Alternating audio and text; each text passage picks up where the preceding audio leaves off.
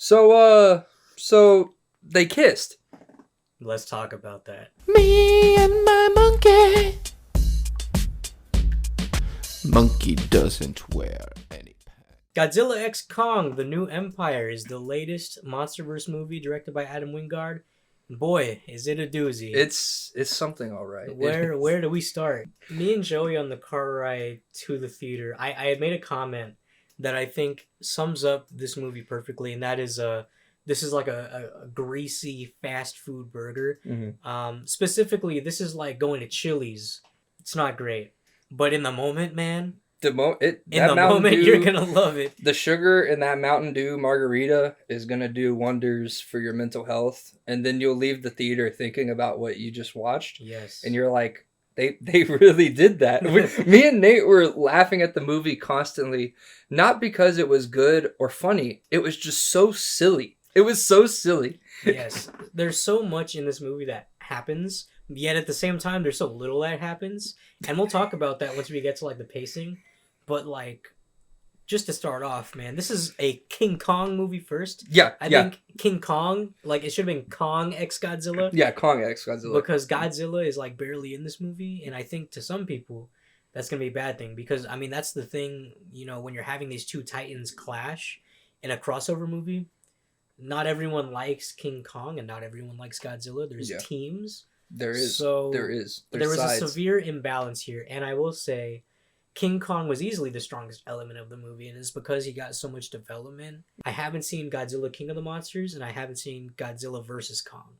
So I was a little bit lost, but I was able to like kind of grasp what was going on. They did a really good job at like recapping. And I filled Nate in about the whole Monarch situation, and yes. I watched the Monarch show. To a degree, I feel like it is worthy of being a sequel to Godzilla vs. Kong. But knowing some of the information that I know about that movie, granted, I still haven't seen it, so I'm not going to, like, throw out, you know, what I think of it, because I don't know what to think of it. But I don't know if this was as good a sequel as it could have been. And it kind of goes back to my thing of, like, Godzilla was barely in this. Whenever Godzilla is in the movie, he's kind of just there to, like, fuck shit up. He's such an asshole in this one. He's such an asshole. But there is some moments that it just makes you smile. Yes. And so, like, from the get-go, Godzilla is being an asshole, and you can tell he's just, like, ruining the lives of thousands of people. But then also, it's kind of cute, because he uses the Roman Colosseum as, like, his bed. Yes.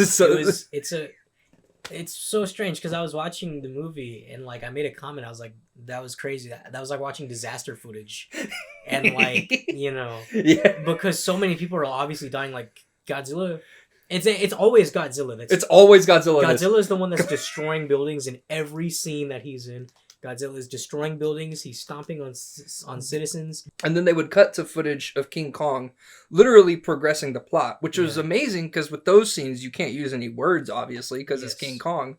So they were actually doing more plot development when there was no dialogue and it was just King Kong. And then they would cut to scenes of Godzilla just mass murdering thousands of people. Yes. And I like that you mentioned that. So there's 3 specific viewpoints in this movie. There's Godzilla, who, like we said, barely shows up. There's the humans that play a huge role in this that I don't think was very utilized. And then there was King Kong, which I loved Kong Skull Island. That was, you know, I think that's the best of the MonsterVerse movies that I've seen. And I just think that King Kong in this movie has a very oddly like emotional like story of trying to find his people and like going down into Hollow Earth and you know, meeting this new sidekick who I don't even know the name of. We looked it up and it was something stupid. Yes. He had a stupid name. We'll put it up on screen. Yeah. King Kong did a lot of heavy lifting for the story. And I think that that's because, and I kind of suspect this was meant to be a King Kong movie. Yeah, I got that impression as well. I think that like this was 100% supposed to be a King Kong movie, and then a studio exec was like, hey, Godzilla vs. Kong made us a lot of money. Could you please put Godzilla in the movie? And if that wasn't the case, I would be very surprised, because to me it seemed glaringly obvious that this was meant to be King Kong. The whole movie was literally centered around him. They could not do any plot development in the movie until King Kong did something. Yes. Godzilla literally like there's no relevance for Godzilla in the story. There really is none. And Other than King Kong needs help. the action was great. The action was great. Like Joey said, we started off pretty hot, but I loved watching this movie. Yeah. I told Nate driving up there, like, the scenes with Godzilla and King Kong are going to be those part. It's not just Godzilla killing people 100% of the time throughout this movie. Whenever they show like what's essentially B-roll of Godzilla stepping on houses, but they incorporate some stuff that they did in the Monarch TV show. Now I know a lot of people don't care about the Monarch TV show, but they did a lot of work in the first season of that to establish the Monarch company that's becoming a chain through this monsterverse that they're doing. Basically, all of that goes out the window. They work so hard in this series to establish how this monsterverse and Hollow Earth stuff works, and then they spend the first like 20 to 25 minutes kind of like rehashing things you already know. The own universe of this monsterverse for Godzilla has now contradicted itself in this movie. The whole thing about the Godzilla series is a Godzilla movie doesn't stand alone if Godzilla isn't making a big impact in the movie. And he really felt like a B-list or C-list character. I think the Ace Ventura guy actually got more screen time than him in this. Yeah, the humans do a lot. And this is the common complaint. Everybody says this after a kaiju movie. It's the humans. The humans suck. The humans suck. And this isn't true anymore. yes, This isn't true because of -1. We just got Godzilla -1, which shows that in a movie that's predominantly human, you can be engaged in it. And so this movie just, anytime the humans were on screen, I kind of rolled my eyes. I think the foundation is there for like the mother-daughter storyline. I think that foundation's there.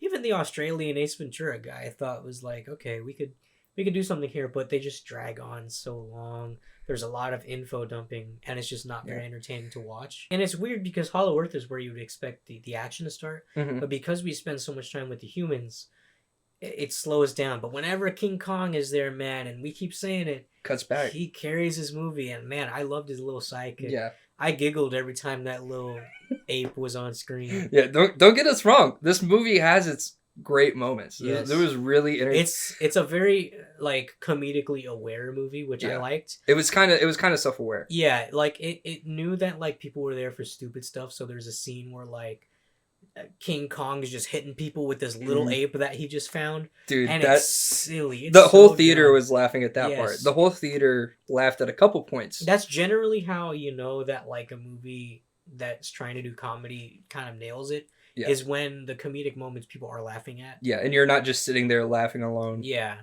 Which has happened to me. Yes, it's happened. I'm sure it's happened to everybody. You know, there's dumb stuff in a lot of movies, but like with this one, it was like, okay, they kind of understood people are here to see dumb stuff. I just kind of wish that like Godzilla had more to do, and like the humans subplot wasn't so prevalent. It was kind of a slog to get through points, but man, that last act when shit hits the fan, it's so it good. Is crazy. It felt so short though. Yeah. It wasn't enough. It wasn't enough. That's the biggest drawback for me is it left me wanting more. I do want to say that the villain, King Scar, is the name of the villain in this one. King Scar. Didn't like him. Didn't like him. He fell short.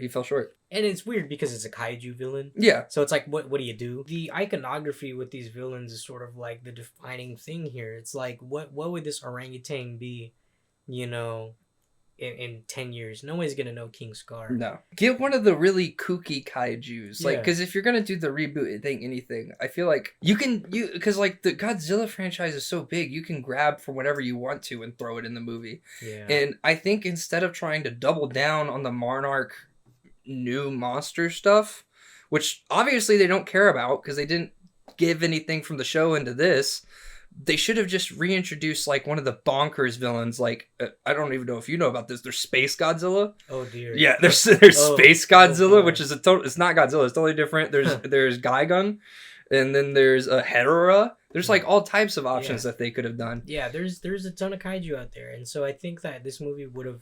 And as much as some people might not like that suggestion, I think that would have made this movie just a little bit more engaging to watch, was having another Titan there that people recognized. If you're not going to put in the effort of making King Scar, Yeah. you know, as interesting, you know, to watch. Mhm. Godzilla X Kong or Godzilla and Kong or Yeah. Godzilla / Godzilla Kong. kisses Kong. Yeah, whatever you want to say.